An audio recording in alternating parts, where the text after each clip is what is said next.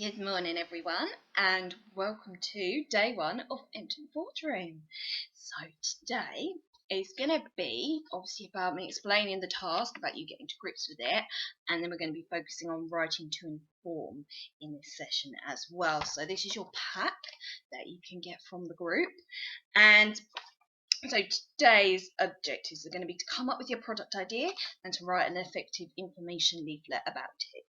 So your overall task to enter the boardroom, you're going to come up with a product or a service and you're going to create the campaign around it using your English skills. So you're going to produce an information guide. You're also going to create an advertising storyboard, a project of advertising your product, and then on Wednesday we're going to be writing the sales pitch as well, persuading people to sign up and invest in your product. So to start with, you need an idea for a product or a service. And this idea can be as crazy, as wacky as you like. You're not actually going to make the product, so you don't need to worry about what's actually, possible, logistics, anything like that. It can be crazy. If you want to do like a hotel in space, go for it. Okay, it can be as crazy as you like, but it doesn't have to be wacky. It could be something, quite practical as well, something that could actually be brought to market. So I would start by doing a bit of brainstorming, some different ideas that you could come up with. And here I've got just a few suggestions, things you could do. Things like, a new theme park. It's always fun, it's quite fun to market, that sort of thing. You could give it a new twist, a different theme perhaps to something we've had before. Again, like a new type of restaurant, like a space-themed restaurant, something like that. Give it, its own little bit of a twist with it perhaps. One that could be quite popular, a new computer game as well. You could come up with, again, if you're into playing computer games, that could be a good product idea. Or perhaps a new machine for playing computer games. So if you think about like the Nintendo Wii, that started with some little crazy idea in some person's head, didn't it? The idea of, our movements control what happens on the screen and being able to link them up, that will have been, at one time, that would have seemed like a crazy little plan that would never have worked. But, now look at it, it's sold all over the world. Or it could be something, that involves VR, virtual reality technology as well. So that could be a good one to get some ideas going around. Also things like a new type of mobile phone, what's next? What's the next stage of mobile phone technology? We already have it as a watch. Could you go even smaller, like an earring, something like that? What could be next? What kind of twist could you put on the next type of mobile phone? Or another idea that I like, perhaps more for the girls, this one, but things like a special type of shoe. So for example, I think like a shoe where you could take the heel off. Would be a brilliant idea for women who are going to work in the city, but they've got to get onto trains, they've got to be going up and down steps, but they don't want to have to faff around necessarily with two pairs of shoes all the time. So what if they could just pop the heel back on when they got into the office? I think that would be a really, really good idea. But again, like the Heelys, that would have seemed like a crazy idea to someone once upon a time. That it's like, why have a pair of trainers and a pair of roller skates? Why not mix them together and make one product out of it as well? So they're just a few ideas that you could consider, a few things to play around with. So that's your first stage, is get your product, know what you're going to do for your product. And then the next stage is you're going to write a guide. This is your next task. You're going to write a guide around it. And this is different. This is writing to inform. This is going to be different from a sales pitch, which is what we're going to do on Wednesday. And sales pitch is all about persuasive writing. But today we're looking for writing to inform. So you need to have an understanding of what the features of writing to inform are. So here are a few of the key features that I would expect to see in your guide. So we've got, in fact, present tense would be an important one. Writing to inform. Now, lots of facts, factual writing. So facts, remember, things that are right or wrong, I could look them up and I could check. If you make a claim, like you are the first person to come up with a mobile phone as an earring, there's nothing like it on the market, well, I can check that. Are you actually the first person? Is there someone else out there who's already done it? There's opinions as well, which obviously go with facts, and opinions are not right or wrong. Opinions are just what someone thinks. You can't prove that they're true or not. So in writing to inform, we're going to have lots of facts. Very, very factual heavy, not many opinions.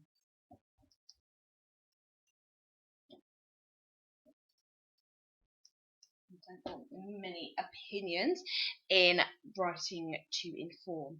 We want statistics as well, lots of numbers, lots of figures in writing to inform. We're giving detailed information. How you organise your writing when you're writing to inform is really important as well. Things like headings and subheadings are really useful because they break information down. They make it clearer.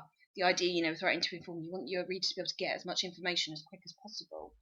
Connectives, cause and effect connectives. So like therefore, because of this, consequently. So think about your connectives. Cause and effect connectives. And it should have a very formal tone to it as well. It's writing to inform. Okay, it should feel very formal. This guide should feel very formal. This is you giving your people who potentially invest in it as much info about the product as possible. So, one of the best ways to get a feel for each type of writing is to look at an example and to see where some of these features are actually being used. So in your packs, you've got an example. This is taken from the Which website about how much do I need to spend on a mobile phone. And it's an informing piece, okay? They're not pushing any one judgment on you. They're giving you lots of different ideas. You see, you've got different headings: premium phones, mid-range phones, budget phones. So they're breaking it all down for you into headings, giving you as much information, but they're letting you make up your own mind with it. When you look at it as well, you'll see that, there's lots of facts in there, lots of money, for, expect to spend between £200 and £400 as well. So lots of numbers, lots of statistics in there. So this is a good example of writing to inform, giving you information, not the opinions. They are not necessarily pushing you in one way or another. They're just helping you make a decision. Different to the sales pitch, where when you're presenting your sales pitch, you don't want to give your audience any other options. There's no option except to take your product. Your product is the best on the market. Today we're looking for a more balanced style of writing and writing to inform. So next stage, once you've got your product and you've thought about writing to inform, you've looked at some examples, your next stage is to actually plan your guide. And you must plan before you write. It's always very obvious when people haven't taken the time to plan out what they're going to say in advance, and your writing gets muddled, it's not clear enough. And particularly for writing to inform, it needs to be very, very clear, very easy, very precise for the reader to take out the information. So planning is key. So these are a few pointers, things to have in your writing to inform guide. Then we want to know what your product is selling us and about how it works as well. We want a bit of detail. Your investors need to know that this is something that could actually come to market, that you've thought about how it would actually be used, how it would work, who your products or services for. So for example, if you were doing like the shoes, I've said, you might be aiming that at a particular group, women who work in the city. Could be your particular market that you're aiming it for. How's it going to change people's lives? Why do they need it in their lives? So again, the shoes, it's going to make the commute easier all the time. So why do they need it? Where will it be available? Is it going to be a high street thing? Are you going to sell it online? If you're a service, so if you're doing like a theme park, you have a website, will people be able to book online to go to your theme park? Think about how it's actually going to be brought to the market. How is it going to be advertised? And obviously tomorrow we'll work more on the advertising campaign, but you can think about where would be good places to advertise it, what sort of strategy would you have around advertising it, what sort of problems might you run into.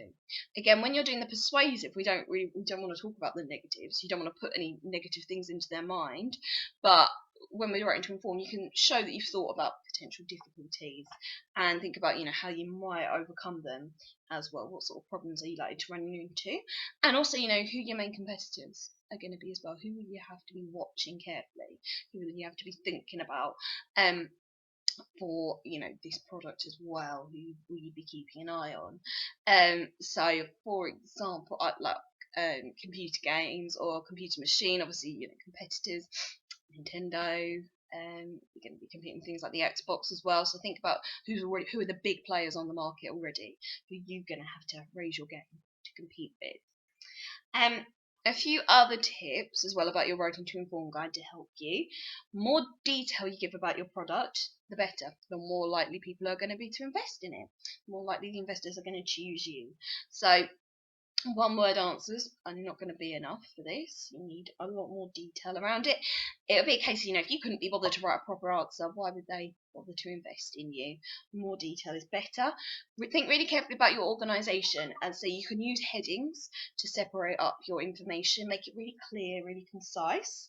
Bullet points as well, or like numbered lists, can be a good way to break the information down quickly. And you need to keep this factual language, and keep it formal. And as I said, we don't want the persuasive writing devices in it today. They come in on Wednesday with the sales pitch, but not today. Today we keep it very, very factual, and keep the tone very professional as well. Show you thought about the product in lots and lots of detail. And finally, you can be creative with the presentation as well. You don't have to produce it as a written report. You could film it, like I'm doing now. Essentially delivering this lesson, talking to the camera. You could film yourself talking to the camera, delivering your information guide in that way as well. So you can be creative around it. So when you've done these tasks, there's going to be a competition as well running. It will run to the end of the week, be the deadline, and there will be a prize. It's not going to be £250,000, I'm afraid, because we don't have that kind of money, but there will be some vouchers and some kind of prize and incentive as well if you complete all these tasks and complete them well. So that will be your investment that you're seeking to win. So I hope that was all clear. Any questions, let me know, and I will see you again shortly for the next task. Bye bye.